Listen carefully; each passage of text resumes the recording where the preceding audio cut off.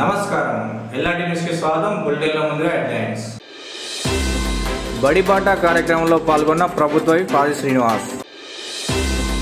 మిడ్మానేర్ జలాశయాన్ని పరిశీలించిన ఇంజనీర్లు. వేములవాడ రాజన్న కొత్త ఇన్ఛార్జ్ ఈవోగా ఆర్డీఓ రాధాబాయి. పెద్దపల్లి జిల్లాలో పలు ప్రారంభోత్సవాల్లో పాల్గొన్న మంత్రులు. ట్రాక్టర్ యూనియన్ ఆధ్వర్యంలో గ్రామ దేవతలకు పూజలు. ప్రభుత్వ క్రీడా పాఠశాలలో 4వ తరగతి ప్రవేశానికి ఫిట్నెస్ పరీక్షలు నిర్వహిస్తున్నట్లు ముస్తాబాద్ ఎంఈఓ రాజిరెడ్డి తెలిపారు.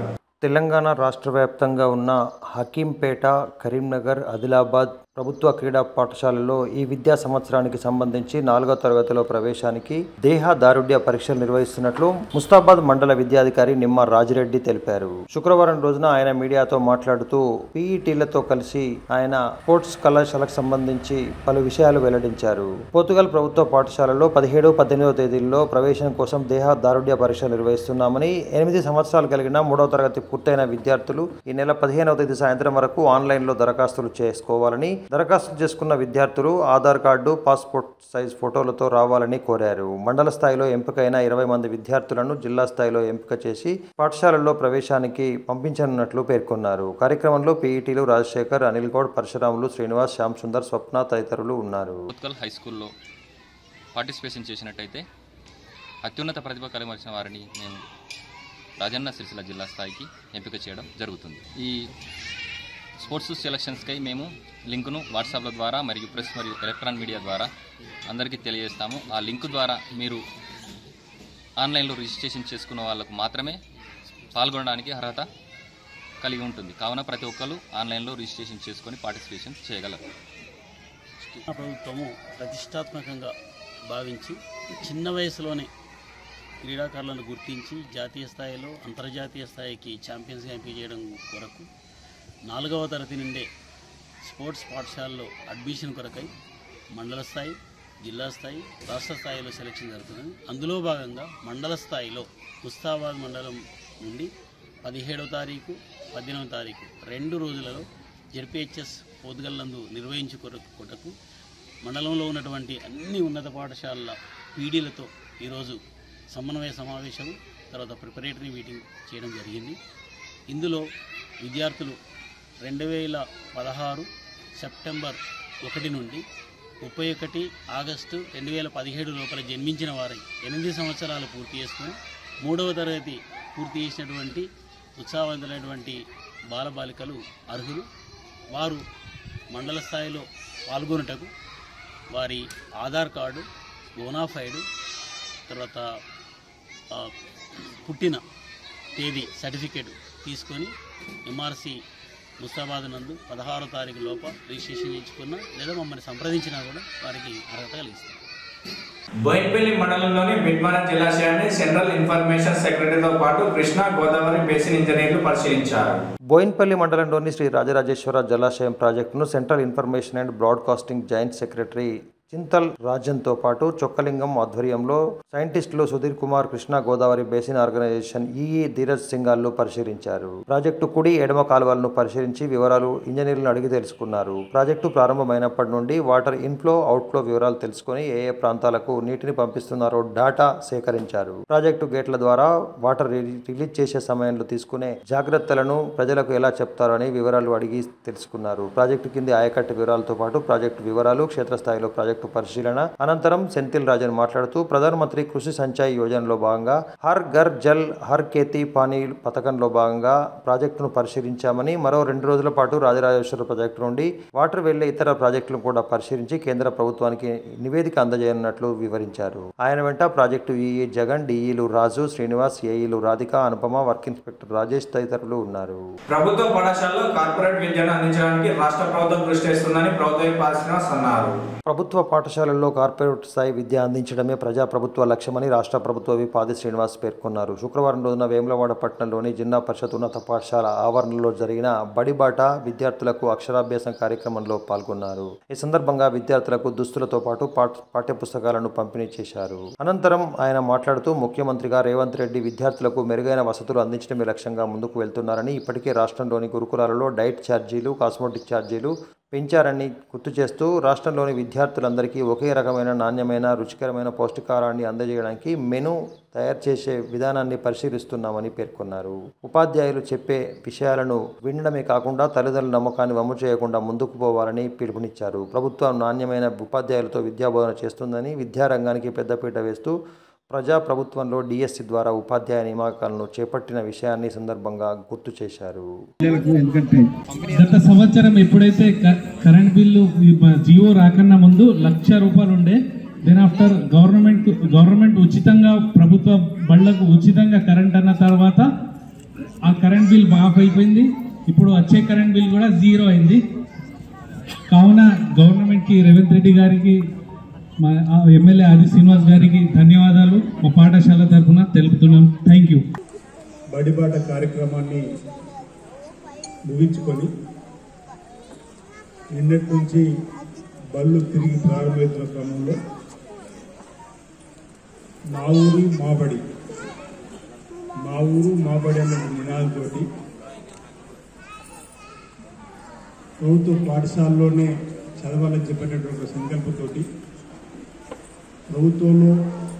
ప్రభుత్వ పాఠశాలలో పనిచేస్తున్న ఉపాధ్యాయులందరూ కూడా పట్టణాల్లో, కాలనీల్లో, గ్రామాల్లో కూడా పిల్లల తల్లిదండ్రులను కలుస్తూ కౌన్సిలింగ్ చేస్తూ ప్రైవేటు బడులకు ధీటుగా కార్పొరేట్ స్థాయి విద్యను అందిస్తాం. ఈ ప్రభుత్వ విద్యా విధానంలో కూడా అనేక మార్పులు వచ్చినాయని చెప్పినటువంటి ఆలోచనను, మాటను పిల్లల తల్లిదండ్రులకు చెప్తూ గౌరవ ముఖ్యమంత్రి రేవంత్ రెడ్డి గారు పదవి బాధ్యత స్వీకరించిన తర్వాత విద్యాశాఖను కూడా వారి దగ్గరే పెట్టుకొని విద్యలో సమూలమైనటువంటి మార్పులు తీసుకురావాలని చెప్పని ఓవైపు స్పోర్ట్స్ యూనివర్సిటీ, ఓవైపు స్కిల్ యూనివర్సిటీ, పాతగా ఉన్నటువంటి ఐటీల స్థానంలో అడ్వాన్స్ టెక్నాలజీ సెంటర్స్ అనేటువంటి పేరు మార్పులతోటి ఒక్కొక్క ఐటీని మళ్ళీ ఏటీసీలో మార్చే క్రమంలో ₹42 కోట్ల ఇచ్చేటువంటి ఏర్పాటు చేయడంతో పాటు ఎస్సీ, ఎస్టీ, బీసీ, మైనార్టీ గురుకులాల్లో పేద పిల్లలు చదువుతున్న వారికి నాణ్యమైన విద్యను అందివ్వడమే కాకుండా నాణ్యమైన భోజనం అందివ్వడానికి డైట్ ఛార్జీలు 40% పెంచడం, కాస్మెటిక్ ఛార్జీలు 200% పెంచి ఈరోజు కార్పొరేట్లో చదివేటువంటి పిల్లలే కాదు, మా ప్రభుత్వ పాఠశాలలో చదువుతున్నటువంటి పేద పిల్లలు కూడా 10/10 సాధించారని చెప్పని రవీంద్ర భారతిలో ఆ పిల్లలకు సన్మానం చేస్తూ ప్రమోషన్ ఇచ్చినటువంటి సందర్భాన్ని ఒకసారి మనం గుర్తు చేస్తుంది. తప్పనిసరిగా మీ పిల్లలకు చక్కటి విద్యా బోధన ఇచ్చే బాధ్యత ప్రభుత్వం తీసుకుంటుందని చెప్పి సందర్భంగా తెలియజేస్తూ ఈ అవకాశం ఇచ్చినటువంటి విద్యాశాఖకు సంబంధించిన అధికారులకు, డిఈఓతో పాటు ఎంఈఓ మరియు అదేవిధంగా ఉపాధ్యాయులతో కూడా ప్రత్యేకంగా అభినందనలు అందజేస్తా ఉన్నాను. పేరు ఉదయం నమస్కారం.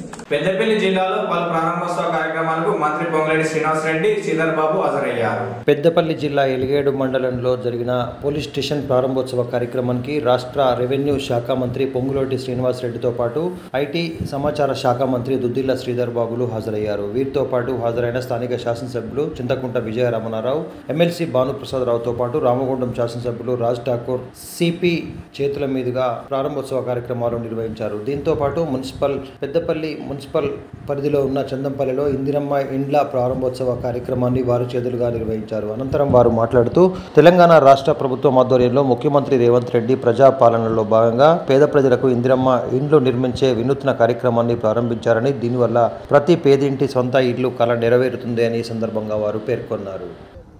మీ అభిమాన నాయకులు స్థానిక శాసనసభ్యులు చెప్పినట్లు ఈ మండలం ఏర్పడి సుమారు 24 సంవత్సరాలు అయినా ఇక్కడ పోలీస్ స్టేషన్ ని మళ్ళీ మండలం ఎవరైతే తీసుకురావడానికి ప్రధాన పాత్ర పోషించారో, మరి వారు శాసనసభ్యులు అయిన తర్వాతనే గౌరవ ముఖ్యమంత్రి రేవంత్ రెడ్డి గారిని ఒప్పించి మెప్పించి శ్రీధర్ బాబు గారిని తేవటమే కాకుండా ఈ 20వ తారీఖు లోపు అన్ని రెవెన్యూ గ్రామాలకు రెవెన్యూ అధికారులు వచ్చారు.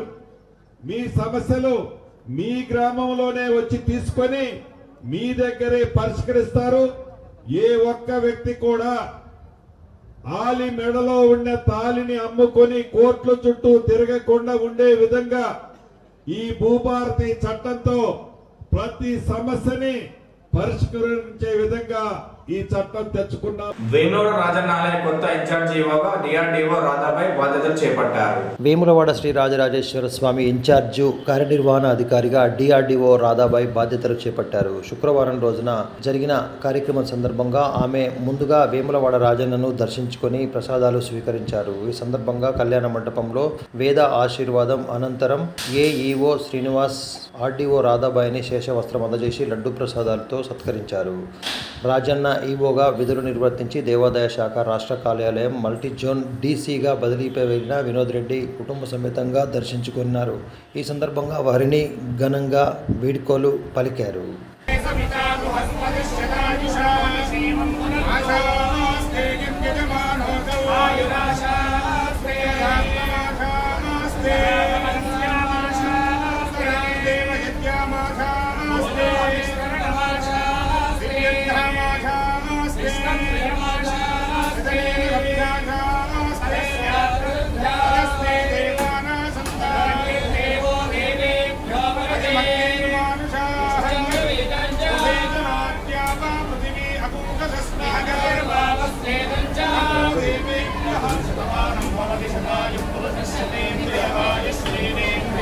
చంద్రుతి మండలం మూడపల్లిలో జరిగిన ప్రీమియం లీగ్ ఉమ్మడి కరీంనగర్ జిల్లా క్రికెట్ టోర్నమెంట్ ముగింపు వేడుకలకు ప్రభుత్వ పాసినస్ ముఖ్య అతిథిగా హాజరయ్యారు.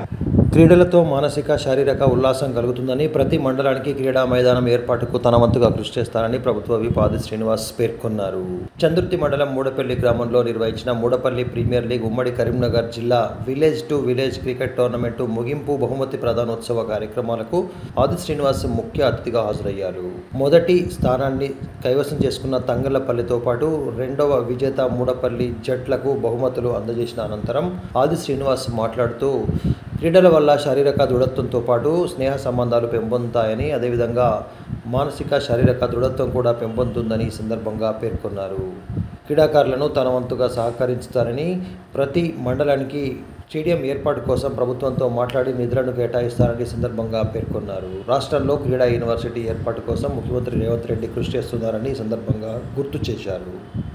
కార్యక్రమంలో కాంగ్రెస్ పార్టీ మండల శాఖ అధ్యక్షుడు చింతపంటి రామస్వామి, మాజీ ZPTC Nagam Kumar, single window vice chairman Pulkam Mohan Reddy, శాఖ మండల అధ్యక్షులు బద్దం తిరుమల్ రెడ్డి, ప్రసాద్, బాణాల రవీందర్, పుల్కం లచ్చయ్య, మేకల గణేష్ క్రీడాకారులు హాజరయ్యారు. ప్రాంతాల్లో కబడ్డీ, ఖోఖో, వాలీబాల్ లాంటి ఆటలు ఇప్పుడు ఆధునిక క్రీడగా క్రికెట్ వచ్చిన తర్వాత చాలా గ్రామాల్లో యువత క్రికెట్ వైపు మక్కువ చూపడము, ఎక్కువగా క్రికెట్ ఆడేటువంటి ఆట, దానికి సంబంధించి క్రీడాభిమానులందరూ కూడా ఆయా గ్రామాల్లో, ఆయా మండల కేంద్రాల్లో, పట్టణాల్లో కూడా క్రికెట్ టోర్నమెంట్లు ఏర్పాటు చేయడం, క్రీడాకారులకు ప్రోత్సాహంగా నిర్వహించడం అనేది ఆనవాయితీగా జరుగుతున్న క్రమంలో ఇక్కడ మూడపల్లిలో ఇక్కడ ఉన్నటువంటి పెద్దలందరూ కూడా చక్కటి ఆలోచనతోటి ఇక్కడ ఆటల పోటీలు క్రికెట్ సంబంధించి ఏర్పాటు చేయడం అభినందనీయ మాట ఈ సందర్భంగా చెప్తూ, ప్రభుత్వం కూడా గౌరవ ముఖ్యమంత్రి రేవంత్ రెడ్డి గారు వచ్చిన తర్వాత క్రీడలకు ప్రాముఖ్యత ఇవ్వాలని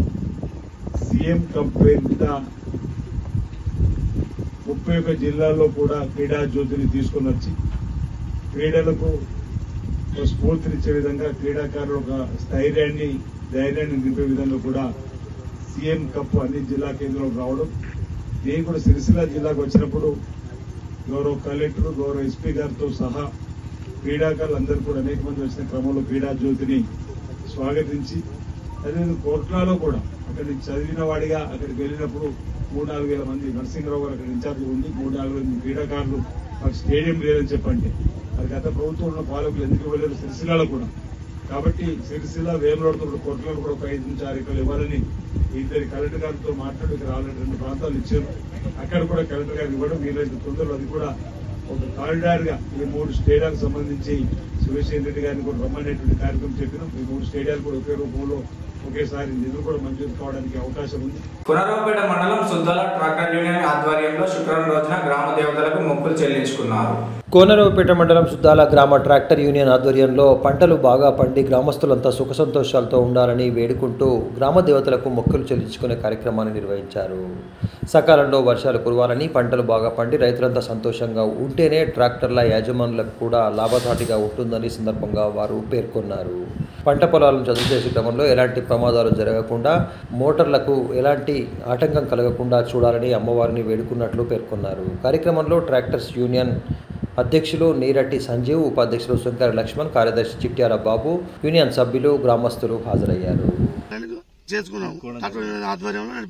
ఈరోజు సుద్దాల గ్రామంలో మరి ట్రాక్టర్ యూనియన్ సభ్యులందరి ఆధ్వర్యంలో ట్రాక్టర్ యజమానులందరూ కలిసి ఈరోజు గ్రామ దేవతలకు అందరికీ అన్ని దేవతలకు మొక్కులు చెల్లించుకొని మరి ఈరోజు గ్రామాలలో ట్రాక్టర్లు రైతాంగానికి ఎంతో విధంగా ఎంతో ఉపయోగపడుతున్నాయి. రైతాంగంలో కీలక పాత్రగా ఈరోజు ట్రాక్టర్లు ఉపయోగపడుతున్నాయి. వాటికి మేము ఈరోజు ఎంతో భక్తి శ్రద్ధలతోటి పూజలు చేసుకొని గ్రామంలో ఉన్నటువంటి పాడి పంటలు రైతాంగానికి మంచి వర్షాలు కురిసి రైతులకు మంచి పంటలు సమృద్ధిగా పండి, అలాగే ట్రాక్టర్ యజమానులు కూడా ఎలాంటి అపాయాలు జరగకుండా, ఎలాంటి అపాయాలు కానీ ఇంకేదన్నా ఉండకుండా మంచి వాతావరణంలో ఉండి రైతులకు వెన్నుదన్నుగా ఉన్నటువంటి ట్రాక్టర్ యూనియన్ సభ్యులందరూ రైతులు బాగుంటేనే ట్రాక్టర్లు కూడా బాగుంటాయి. కాబట్టి గ్రామంలో ఉన్నటువంటి రైతాంగం అంతా సంవత్సర కాలంలో పాడి పంటలతో బాగుండాలని చెప్పి మేము ఈరోజు గ్రామ దేవతలకు మొక్కులు చెల్లించుకొని